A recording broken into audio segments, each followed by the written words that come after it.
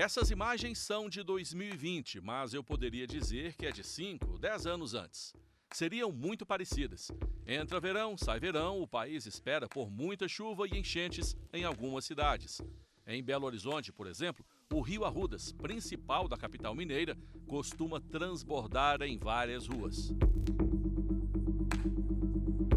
Há uma série de motivos que podem explicar tanta tragédia. Entre eles, a impermeabilização do solo. Imagine uma área cheia de árvores, arbustos, capim. Quando a chuva cai, vai para o subsolo. Mas aí o homem chega, põe tudo abaixo, constrói casas, prédios e, claro, asfalta as ruas. A chuva é impedida de se infiltrar. Se o terreno for inclinado, então quem está na parte de baixo vai sofrer. Pavimentação. Este é o assunto do Meio Ambiente por Inteiro de hoje. Pavimentação, pavimentação, pavimentação, mas nunca fez chão. É fez pedra, é fez piche, fez pedra, piche, fez quê? A letra da música deu a dica. Pavimentação é pedra e piche, também chamado de betume, entre outros minerais. Pavimentação. A gente foi a uma usina de asfalto para entender melhor. A primeira dúvida é: por que o asfalto é o mais usado para pavimentar ruas, estradas? Não seria melhor o concreto, por exemplo? Porque ele é mais prático do que o concreto de cimento Portland. Como você pode ver o processo é bem rápido e o equipamento que você utiliza é mínimo. Então, assim, com pouco equipamento, com pouco pessoal, você consegue fazer uma produção por metro quadrado bem maior do que com concreto de cimento. E já que o Fabrício citou o cimento, qual a diferença para o asfalto? A diferença principal é que o asfalto, o CBUQ, concreto betuminoso usinado a quente, o ligante dele é o CAP, cimento asfáltico de petróleo, que é derivado do refino do petróleo. Enquanto que o concreto normal, o concreto utilizado em obras, o ligante é o cimento Portland. Vamos esclarecer dois termos usados pelo Fabrício. CAP, cimento asfáltico de petróleo, é basicamente o piche, betume. Já o cimento Portland é o cimento comum usado na construção civil. Os agregados são os ingredientes que compõem cada mistura.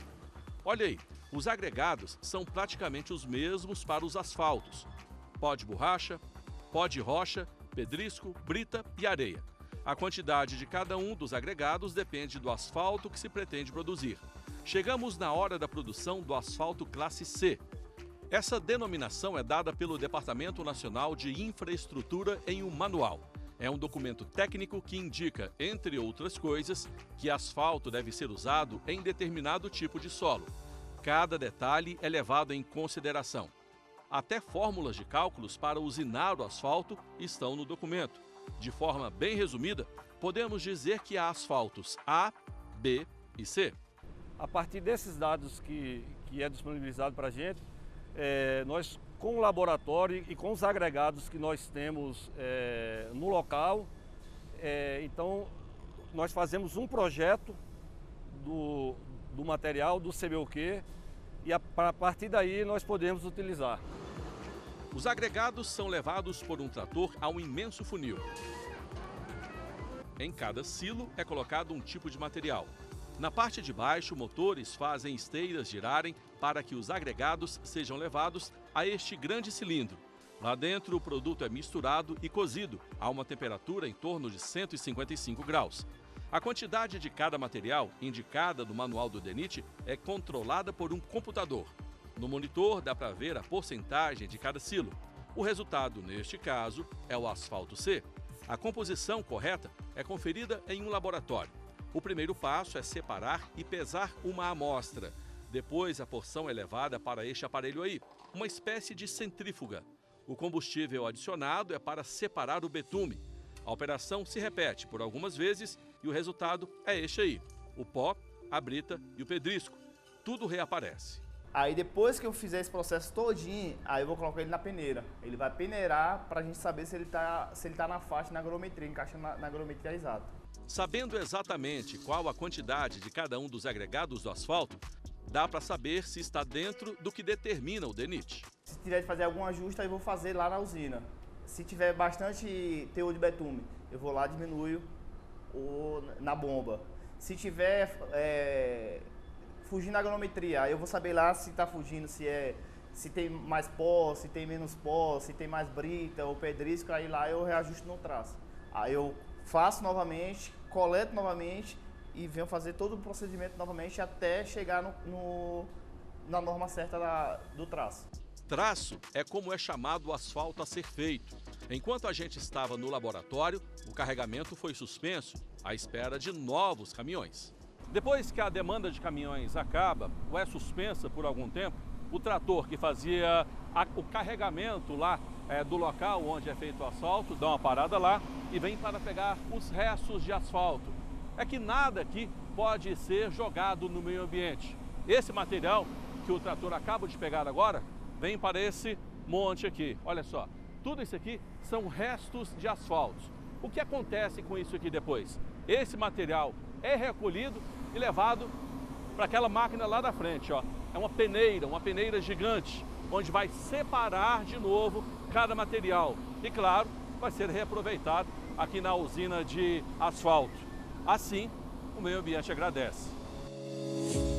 E por falar em meio ambiente, é bom dizer que para instalar e para funcionar uma usina como esta, são exigidos documentos que atestam a não agressão à natureza. Os órgãos ambientais nos dão, primeiramente, uma licença prévia.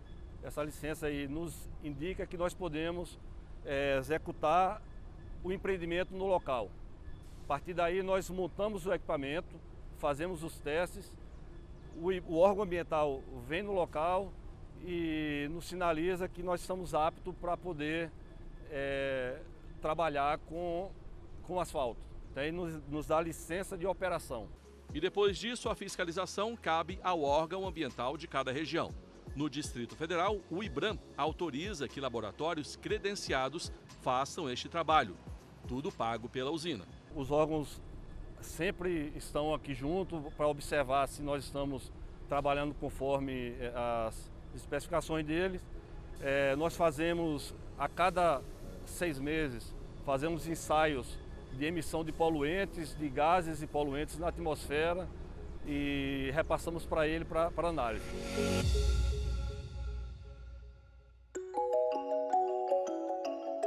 No próximo bloco, vamos mostrar com mais detalhes como as chuvas de verão destruíram ruas de Belo Horizonte e deixaram muita gente sem casa. O meio ambiente por inteiro volta já.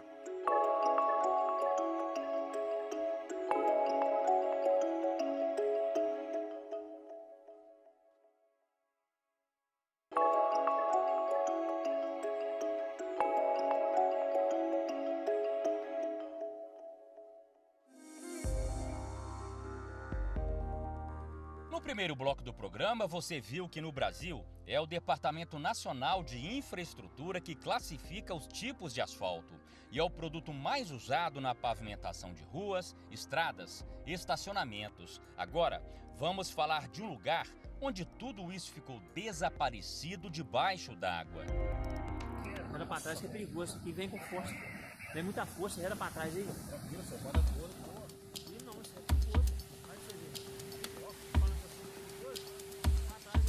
Foi o janeiro mais chuvoso da história de Belo Horizonte. Só na primeira semana de fevereiro de 2020, choveu esperado para um mês inteiro.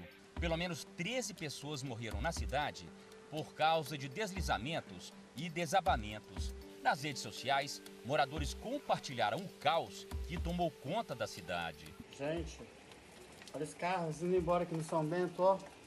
Nossa Senhora, os carros todos sendo levados. Olha, gente, o carro todo coberto e minha preocupação é que eu acho que tem gente lá dentro. Ô Senhor, tenha de piedade. Carros foram arrastados. Ruas e avenidas pareciam mais com o leito de um rio. Arthur Fernandes debaixo d'água, Prudente Moraes debaixo d'água. É essa BH, fiel. Os alagamentos atingiram áreas nobres e periferia, na Praça Marília de Dirceu, bairro de Lourdes, região de alto poder aquisitivo. A água provocou muita destruição. Ribeirões e córregos transbordaram e causaram uma grande inundação.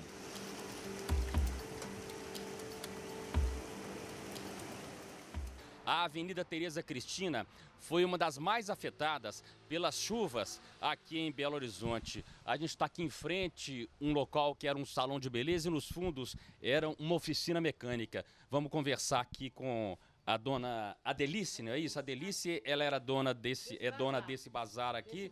Dona Adelice, a senhora perdeu tudo aqui? Tudo. Só saiu esses aqui, tudo era minhas bancas.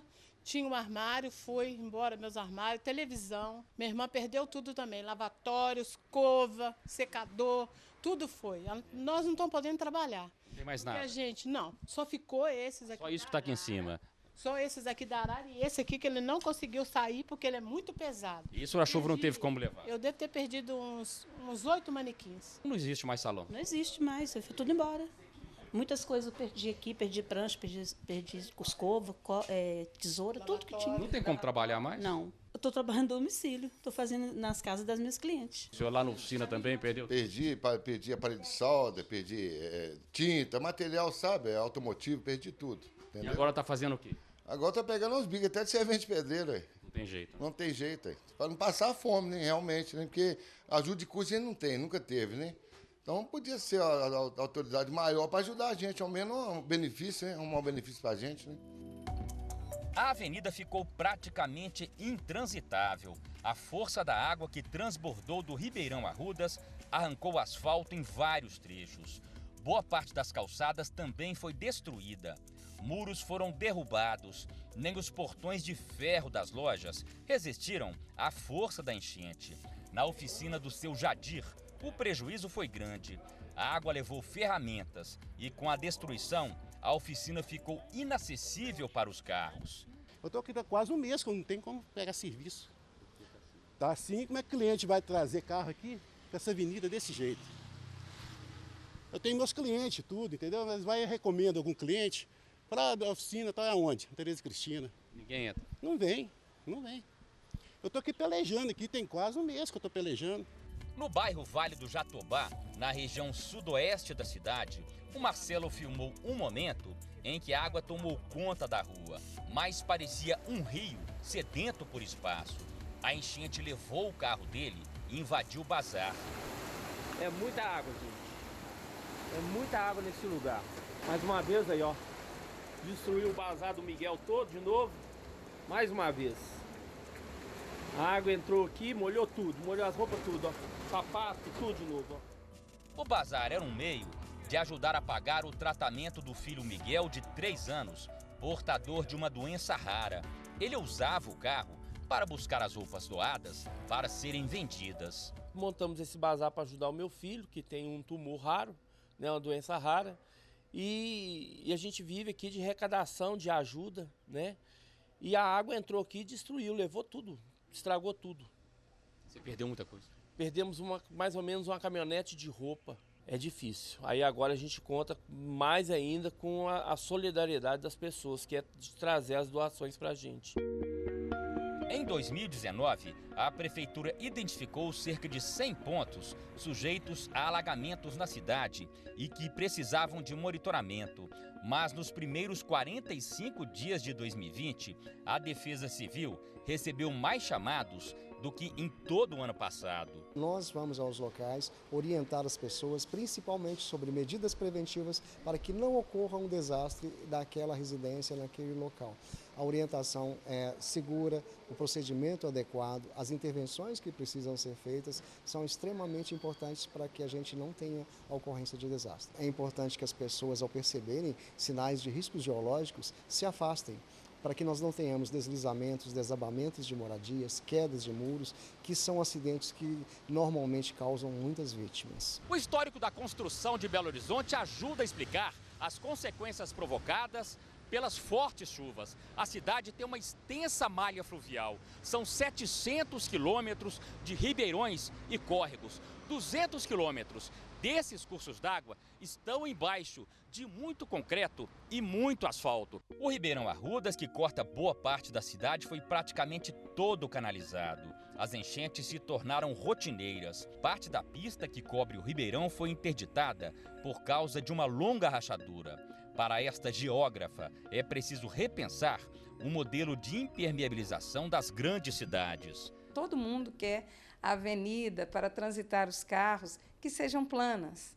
Pois muito bem, essas avenidas planas, elas são os grandes receptores de água.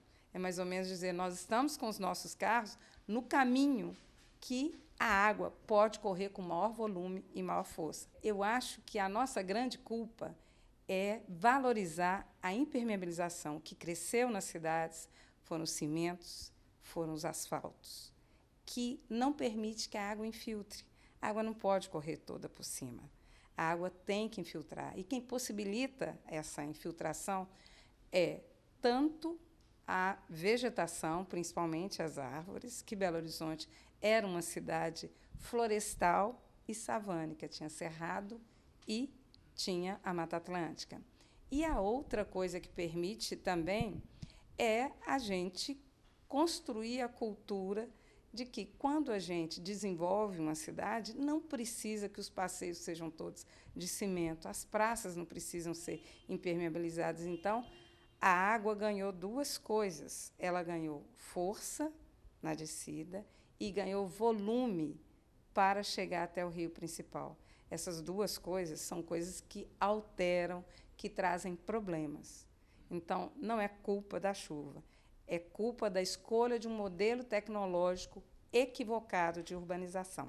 Esta ambientalista tem experiência em revitalização de rios. Ela trabalha no projeto Manuelzão, que luta pela recuperação do Rio das Velhas. É um dos que abastecem Belo Horizonte e é para onde o Ribeirão Arrudas corre. Ela defende mais participação popular nos assuntos que envolvam o meio ambiente. O envolvimento da população, segundo ela, poderia evitar que enchentes cada vez maiores ocorram. A gente cumpriria uma função que é de educação ambiental mesmo, para uma retomada, né, da relação do homem com o meio ambiente, aproveitando para ajudar a cidade. Então, por exemplo, hoje a gente não tem mais o número de quintais que a gente tinha. Então, vamos estimular as pessoas a captar água de chuva em casa. Na calha da sua casa você coloca um galão, não precisa nem tampar se você for usar aquela água rápido. Você não precisa nem tapar. Serve para limpar o quintal, serve para limpar o banheiro, serve para limpar o chão da sua casa. Em todo o estado, até meados de fevereiro, 60 pessoas tinham morrido em consequência das enchentes. 50 mil ficaram desabrigadas. Mais de 200 cidades decretaram situação de emergência ou calamidade pública. Esta advogada faz um alerta. Mesmo quem morava em situação irregular em áreas de risco e perdeu tudo com as enchentes, pode reivindicar indenização. A responsabilidade do poder público, ela não é excluída também nesse caso. Apesar de ter a culpa da vítima, nesse caso, né, uma culpa concorrente da vítima, o poder público também pode ser responsabilizado, porque ele tinha um poder de fiscalização ali, de não deixar que a pessoa construísse naquele local, por exemplo. Então, também pode ser entendido, sim, como uma falha do poder público e ele, assim, a ser condenado a indenizar também essas pessoas. Meu Deus! Olha!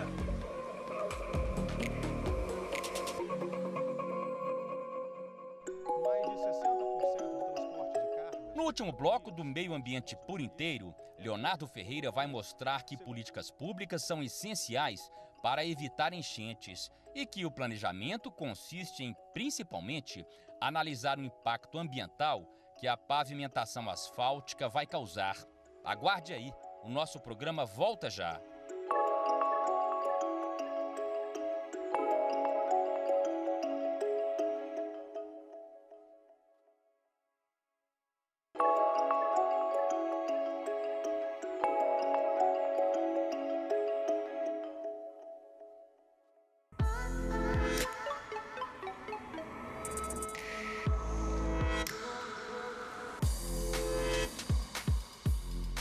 Valeu, irmão. Tem que ir lá.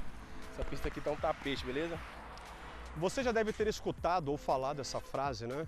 As pessoas dizem isso para descrever uma pavimentação de boa qualidade em perfeitas condições.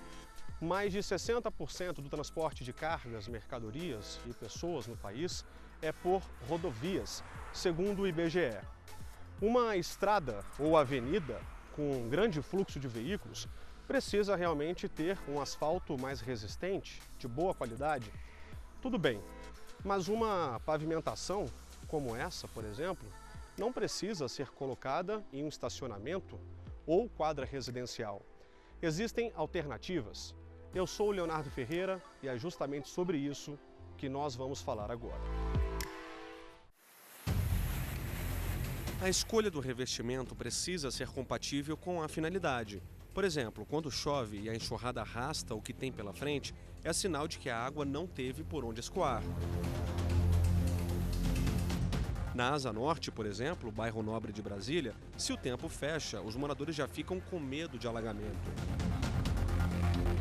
Quando a vegetação não é suficiente para absorver a água da chuva e o asfalto impermeabiliza, o resultado é esse. A culpa não é de São Pedro. Pavimentação para suportar cargas pesadas tem de estar no lugar certo, concorda? É como explica esse engenheiro civil e professor da Universidade de Brasília. Veja, só automóveis. Na ciclovia são só bicicletas. No passeio público são só pedestres. Por que então colocar um concreto no passeio público ou um revestimento asfáltico aqui ou um revestimento de concreto de cimento pórtico ou asfáltico numa ciclovia, se não tem solicitação para eles? Camapum é direto na conversa. Para ele, falta planejamento. Não é apenas colocar concreto ou qualquer asfalto, é preciso analisar o impacto ambiental que o pavimento pode causar.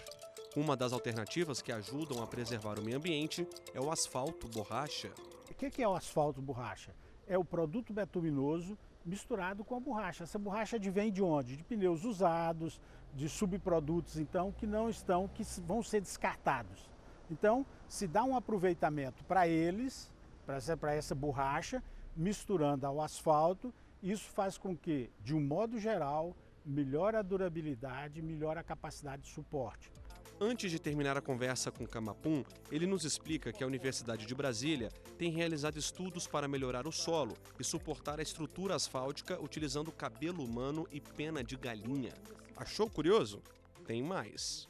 Tem um estudo que nós fizemos que é o seguinte: nós alimentamos a bactéria nativa e a bactéria, ou seja, que está no solo, e essa bactéria gera um cimento, melhorando a capacidade de carga do solo e, portanto, da estrutura de pavimento. Agora vamos falar de uma alternativa sustentável que você deve conhecer: bloquete. É esse pavimento de concreto com pequenos espaços para a água escorrer. Estamos em uma das maiores fábricas do Distrito Federal, em Ceilândia, a 30 quilômetros de Brasília. O barulho é ensurdecedor. Esperamos o intervalo dos funcionários para conversar com Marcelo, um dos engenheiros da empresa. Ele explica que os bloquetes são feitos de concreto poroso, que permite que a água da chuva, por exemplo, seja drenada. A matéria-prima ela chega aqui na fábrica das jazidas aqui do Distrito Federal mesmo, todo o material aqui do Distrito Federal. Ela passa por um processo de produção de massa na central, vocês podem ver aqui atrás. Essa central tem um processo de dosagem correto, testado em laboratório, bem para a produção nas máquinas. As máquinas elas produzem o pavimento da maneira como a gente manda ela produzir e entrega a peça pronta. A produção das máquinas é mais ou menos 500 metros quadrados por dia. São 3 máquinas, ou seja, cerca de 1.500 metros quadrados por dia. As equipes são divididas. A chegada da matéria-prima até o pavimento ficar pronto para ser vendido dura 3 dias. A gente lida com várias etapas do processo diferente, então tem o recebimento do material, que tem uma equipe, tem o processamento na central, outra equipe, processamento na máquina, outra equipe, o pessoal do empaletamento, outra equipe, e o carregamento dos caminhões, outra equipe, e por fim o motorista que vai entregar até o cliente também com a sua equipe. Quem mora no Distrito Federal e escolhe bloquete como pavimento apoia a Lei 11.228, de 1992, que trata sobre o controle de escoamento das águas pluviais nos empreendimentos. Marcelo reforça que esse tipo de material é indicado para espaços públicos ou privados. Estacionamento de shopping, calçadas em geral, Nós podemos estar trabalhando com ele em pistas de condomínio, temos, assim, a maioria dos usos comuns. Não é recomendado para vias de largo acesso e muita passagem, como BRs ou então DFs de geral. A fabricação dos bloquetes segue o mesmo protocolo de outros pavimentos. O ganho ambiental não está no processo, mas sim no produto pronto. A grande questão da sustentabilidade desse piso é que ele evita as enchentes. Você não tem alagamento, você não tem empoçamento, então você tem um ganho muito grande. Viemos conhecer um demonstrativo do piso drenante. Vamos supor que começou a chover? Repare que toda a água é drenada. Ela escorre pelo pavimento, passa por essas britas que formam o chamado colchão drenante. Depois a água passa novamente pelo piso até chegar finalmente ao solo. Conversamos com Zenildo, engenheiro civil e sócio da fábrica. Você tem aqui um sistema que você vai continuar podendo passar com o carro, as pessoas caminhando, sem ter danos, vamos dizer assim, ao pavimento, porque como ele é de concreto, depois ele vai voltar ao normal. Assim, na hora que você parar com essa água, imediatamente, 2, 3 minutos depois, ele já vai estar seco. Toda a água já foi, já passou ali para o seu colchão. É verdade, quando desliga o chuveiro, nada de água no piso. Em poucos minutos, ele está seco. Você percebe que a procura tem aumentado? Bastante. Assim, nesses últimos 2 anos, a procura aumentou assim, uns 200%. Ninguém quer ter dor de cabeça, né? Não.